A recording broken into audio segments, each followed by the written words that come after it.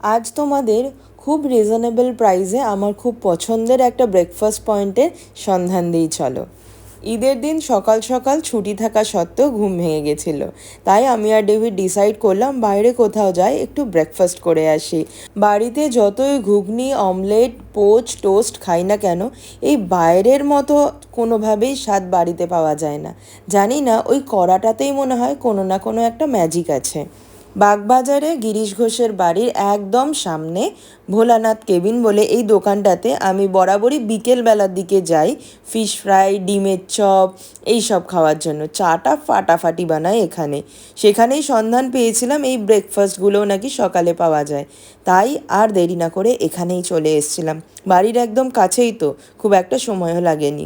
এসেই অর্ডার করেছিলাম bread toast গোলমরিচ দিয়ে, আমি চিনি খাই না তাই জন্য।